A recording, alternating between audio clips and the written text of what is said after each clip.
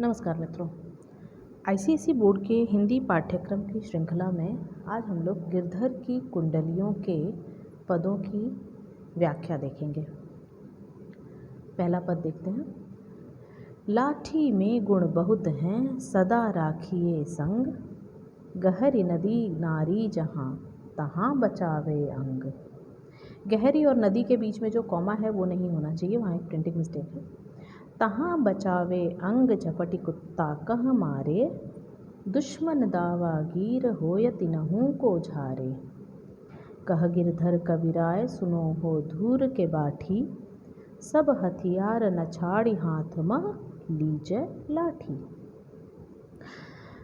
गहरी मतलब गहरी, नदी पता है आपको, नारी मतलब नारी स्त्री नहीं, नाली, नाली नाला जो होता है वो।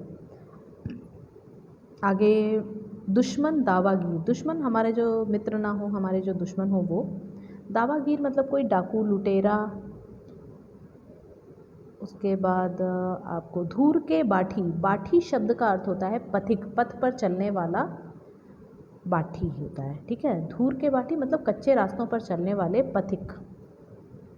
और आगे मुझे लगता है अन्य सभी शब्दों का अर्थ आपको समझ में आ रहा होगा।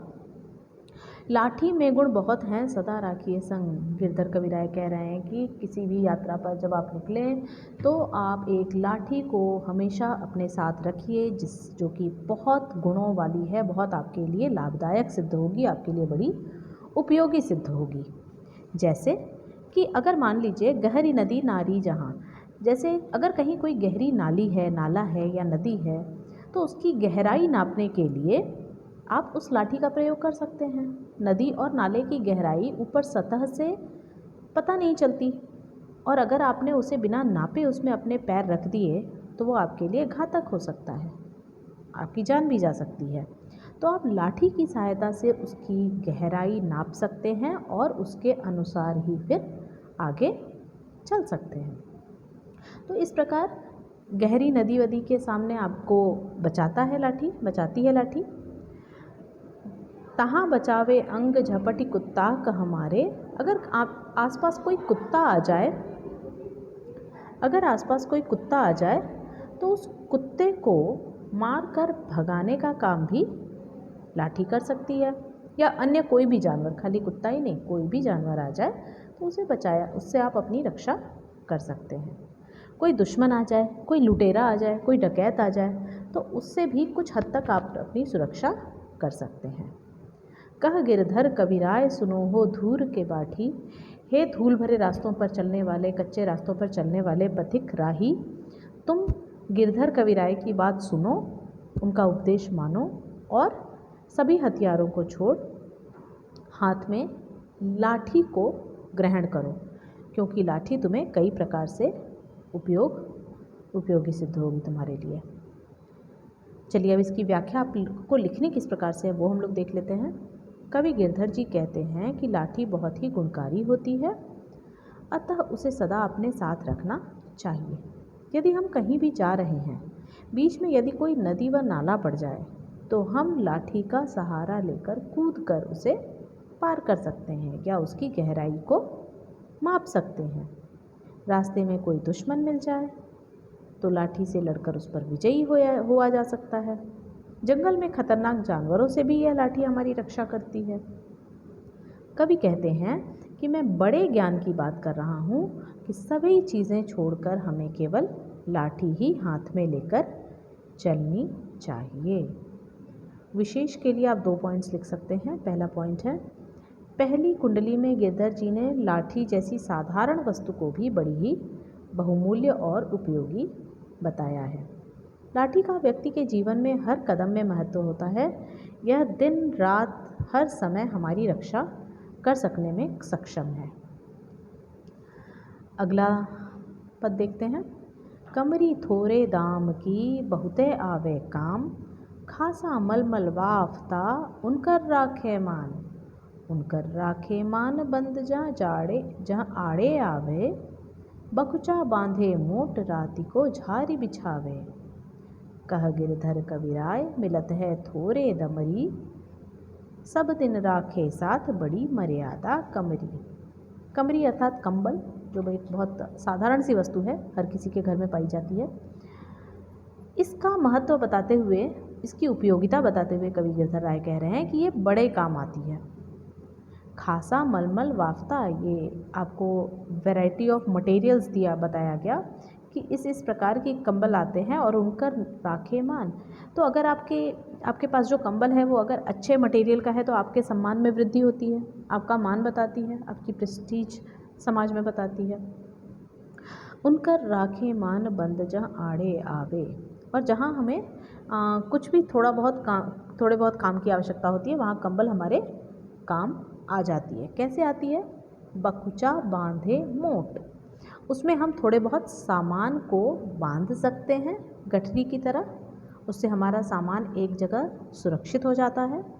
राती को झारी बिछावे, और अगर हमें रात में सोने की आवश्यकता है और हमारे पास बिस्तर की व्यवस्था ना हो तो रात को हम उस कंबल को झाड़ कर बिछा सकते हैं, जिससे उसके ऊपर सोया जा सकता है। कह गिरधर कबीराय मिलत है थोड़े दमरी, थोड़े से दामों में मिल जाती है, कोई बहुत महंगी नहीं होती है। ये कंबल नाम की जो वस्तु है ये बहुत महंगी नहीं होती है, ये बहुत थोड़े दामों में मिल जाती है। सब दिन राखे साथ, और इसे हमें हमेशा साथ में रखना चाहिए। बड़ी मर्यादा कमरी, ये हमारी मर्यादा का द्योतक होती है, ये हमारी मर्यादा रखती है। चलिए अब इसका भावार्थ देख लेते हैं। आपको लिखना किस भाषा में है, लिखना कैसे है, वो देख लेते हैं। कवि कहते हैं कि कंबल का दाम बहुत कम होता है लेकिन वह बहुत काम की चीज़ होती है। यह हमारे मान को बढ़ाता है तथा हम किसी के सम्मान में मलमल की शॉल भेंट में देते हैं, तथा गर्म शॉल विशेष सम्मान को बढ़ाता है। साथ ही यदि हमें बहुत कुछ सामान बांधना हो तो कंबल में बांध सकते हैं। गिरधर कविराय कहते हैं कि यह सस्ते दामों में मिलता है, इसको खरीदने के लिए कम पैसे खर्च करने पड़ते हैं, लेकिन बड़े काम की वस्तु है, इसलिए इसे सबको अपने साथ रखना चाहिए, क्योंकि यह हमारी इज्जत बचाता है। विशेष के लिए यहाँ भी हम लोग 2 पॉइंट्स लिख सकते हैं। पहला पॉइंट है, कंबल बहुत सस्ता होता है लेकिन आवश्यकता पड़ने पर वह हमारा सहायक बन जाता है। और दूसरा पॉइंट है, कंबल के द्वारा कवि बताना चाहते हैं कि छोटी से छोटी वस्तु, चाहे वह सस्ती ही क्यों ना हो, हमारे लिए बहुत उपयोगी हो सकती है। चलिए अब हम लोग तीसरा पद पढ़ते हैं। गुण के गाहक सहस नर, बिन गुण लहै न कोय, जैसे कागा को किला, शब्द सुनै सब कोय। शब्द सुनै सब कोय कोकिला सबय सुहावन, दो को एक रंग काग सब भये अपावन। कह गिरधर कविराय सुनो हो ठाकुर मन के, बिनु गुण लहै न कोई, सहस नर गाहक गुण के। गाहक मतलब होता है ग्राहक, आपको पता है खरीदार जो होता है। गुण मतलब गुण, गुणों के, आपकी क्वालिटीज़ जो हैं, आपकी अच्छी क्वालिटीज़, आपके जो वर्चूज़ हैं, उनके ही ग्राहक। सहस, सहस का मतलब होता है सहस्र, जो शब्द है उसी का एक तद्भव शब्द है सहस, मतलब हज़ारों। ठीक है, तो गुण के ग्राहक सहस्रों नर हैं, हज़ारों लोग किसके ग्राहक हैं? गुणों के ग्राहक हैं। बिन गुण लहै न कोई, बिना गुण के आपको कोई नहीं पूछता, आपको कोई लेने को तैयार नहीं होता, आपको कोई भी सम्मान देने को तैयार नहीं है। जैसे कागा कोकिला, कागा मतलब कौआ, कोकिला मतलब कोयल। कौआ और कोयल दोनों ही काले होते हैं। शब्द सुनै सब कोय, लेकिन दोनों के शब्द में ज़मीन आसमान का अंतर है। एक की आवाज़ बहुत ही कर्कश है तो दूसरे की बहुत ही मधुर और संगीतमय है। शब्द सुने सब कोय कोकिला सबय सुहावन, जो कोयल की संगीतमय मधुर और पवित्र वाणी है वो सबको सुहावनी लगती है, सबको मन भावन लगती है, सबको अच्छी लगती है। लेकिन कौवे की कर्कश आवाज़ कोई भी सुनना नहीं चाहता। दो को एक रंग, दोनों का एक ही रंग है, देखने में दोनों को आप आसानी से पहचान नहीं सकते कि कौन सा कौवा कौन सा कोयल है। काग सब भय अपावन, और कौवे को एक अपवित्र पक्षी की श्रेणी में रखा गया है। आपको पता है इसी का कौवे से को पितृपक्ष में इसको भोजन कराते हैं। तो इस प्रकार से कौवे की श्रेणी एक अपवित्र पक्षी की मानी गई है। कह गिरधर कविराय सुनो हो ठाकुर मन के। इसलिए हे आम इंसान या हर एक मनुष्य को ये समझना चाहिए, अपने मन में ये ठान लेना चाहिए, ईश्वर से भी ये प्रार्थना करनी चाहिए कि मुझ में गुण दे, और अपने मन में ये ठान लेना चाहिए कि मुझे गुणों को अपने बढ़ाना है, मुझे अपने गुणों में वृद्धि लानी है। क्यों लानी है वृद्धि? क्योंकि बिन गुण लहै न कोय, गुण के बिना आपको कोई भी नहीं पूछता। सहस नर गाहक गुण के, सहस्रों नर, हजारों नर गुण के ग्राहक हैं। अब इनको लिखने की भाषा समझ लेते हैं हम। व्याख्या।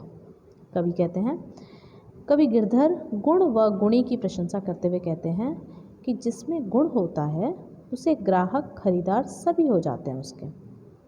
बिना गुण की वस्तु को कोई नहीं खरीदता। जिस प्रकार कौवे और कोयल की आवाज़ को सभी व्यक्ति सुनते हैं, लेकिन कोयल अपनी मधुर बोली के कारण सबकी प्रिय हो जाती है, सबको अच्छी लगती है। कौवा और कोयल दोनों का ही रंग काला होता है, पर कौवा सब जगह अपवित्र माना जाता है।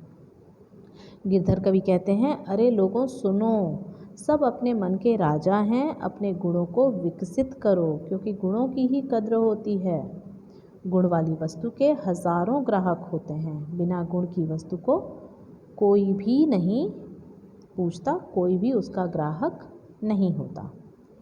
इसके लिए हम दो विशेष टिप्पणियाँ लिख सकते हैं। पहला है, कवि ने गुणों को महत्व दिया है, न कि रूप और रंग को। अगर कोई मधुर स्वभाव का है तो उसके अन्य अवगुण छिप जाते हैं। और दूसरा पॉइंट है, हमें मीठा बोलना चाहिए, कौवे की तरह कर्कश बोलने वाले को कोई पसंद नहीं करता। धन्यवाद मित्रों, मेरे चैनल को लाइक कीजिए, सब्सक्राइब कीजिए और शेयर कीजिए। धन्यवाद।